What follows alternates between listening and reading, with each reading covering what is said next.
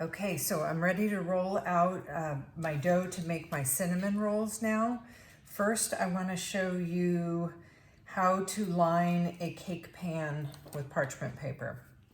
Okay, I have my parchment paper, 8-inch cake pan. Get the cake pan in the corner of the parchment paper so I waste as little of the parchment paper as possible. With a pencil or pen, trace your circle.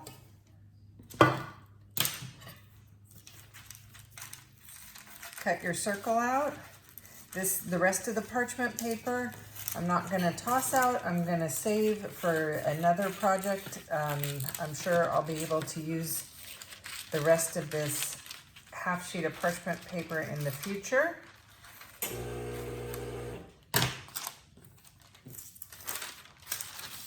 Then, to prepare the pan, spray the inside with pan spray.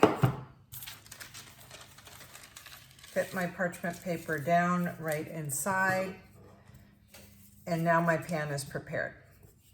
Okay, so I'll set that aside.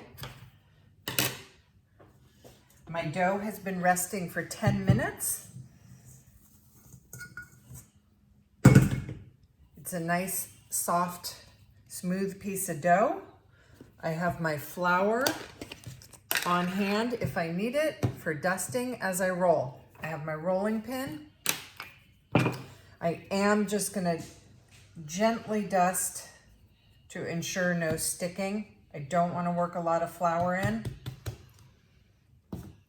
Now I'm going for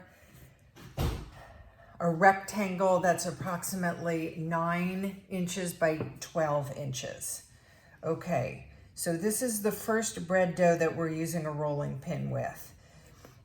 The important thing is to continually turn your dough a quarter of a turn as you go, so that the dough is being stretched evenly in every direction. At some point, I'm going to start working it more towards a rectangle instead of less of a square or circle, if you will, and you'll see as I go. As long as my dough's not sticking, I don't need to dust with more flour. Okay, when you're rolling with the rolling pin, you can see how I'm doing this here. I don't have my hands on the handles. For me, this is more comfortable. I put the palms of my hand on top of the roller part of the rolling pin. And it's very important to try to apply even pressure on both sides. Okay, so when I look at my dough, it's not, it's staying in even thickness. It's not becoming thinner in one area and thicker in another. You want to keep the dough in even thickness so that baking will be even as well, okay? Obviously, thicker dough is going to take longer to bake. Thinner dough will bake faster, and that will be a problem when you have all the cinnamon rolls in together. Okay, so I'm starting to get to where I have the length that I need, so I'm gonna go for a little more width. As I'm rolling, the dough is nice and elastic and smooth, so as I push on the rolling pin, it stretches out, and then each time it kind of shrinks back a little. That's what your dough's gonna do. Just try to gently keep working it. If for some reason your dough is too warm to work with and it's very difficult to roll out, you can pop it in the refrigerator to chill out for probably just a few minutes and then pull it out and roll again. Okay, so you can see it shrinks up a little each time, but slowly but surely it gets wider and longer and is going to be the thickness that I need. While the dough was resting for 10 minutes, I made up my cinnamon sugar filling. I melted my butter. That's going to get brushed on the dough before sprinkling the cinnamon sugar filling.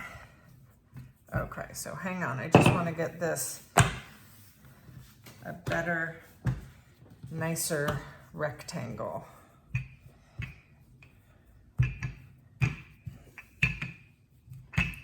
So it shouldn't take you too long to roll. Hopefully you'll have it done in about 5 minutes. The longer you work the dough, the warmer it gets, and it might give you more of a problem. Keep lifting it up to make sure it's not stuck to your work surface. If it is, dust with more flour. Just about there. I try to square up my edges.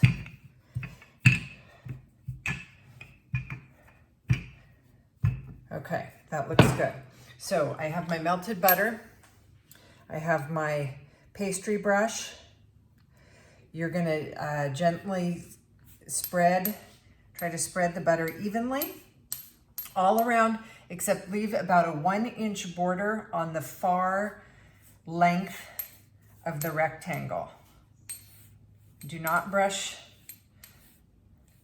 the butter so much there, because that's going to be the end of our roll that we're tucking up under. And if it has butter on it and filling, the dough's not going to be able to sort of glue to each other and roll up. Hang on, almost got all of this spread around. This gives a little more flavor, a little more fat, and a little more sort of moisture or glue to hold our dry filling down on top of the dough. Okay, so there's that. My mixture of brown sugar, white granulated sugar, and cinnamon. Just by hand. Spread this over. Again, I'm leaving about that 1-inch border on the far end of the rectangle free of filling.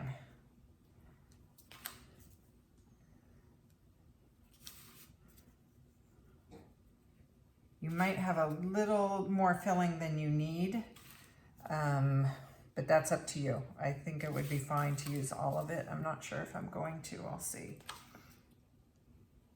Okay, so as you get this down, you can also take your offset spatula to help spread it around. Make sure you get it on all the way to the ends, so they have the filling too. Get a little more here.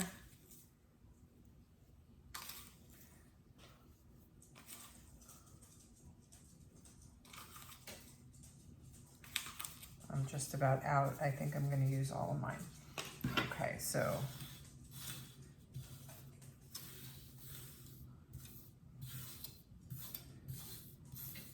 just like so.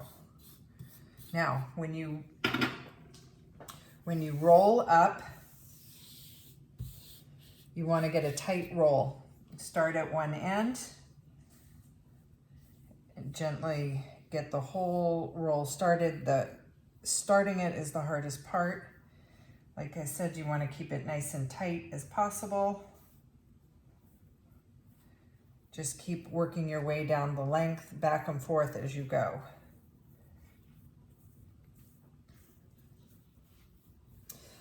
I'm gonna, after I cut my pieces to make the cinnamon rolls, I'm gonna place them in the cake pan. If you wanna do them freeform on a sheet pan, you can do that too. I think they bake nicely in the cake pan because they all kind of fit together, keep each other sort of moist as they bake. So now, use this. I'm gonna do approximately a little bit longer than 1-inch pieces, okay? a little bit bigger than 1 inch, and then I fit them into the pan.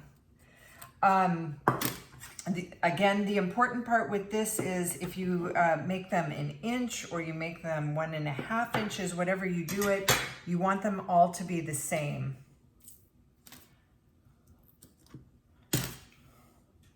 As I put them in the cake pan, let me get this here so you guys can see it. Leave a little bit of space in between each roll because they are going to grow as we let them proof before we bake them.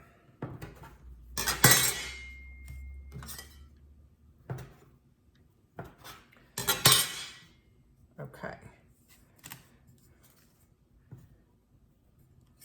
How many did I cut? 1, 2, 3, 4, 5, 6, 7, 8, 9, 10. I cut 10.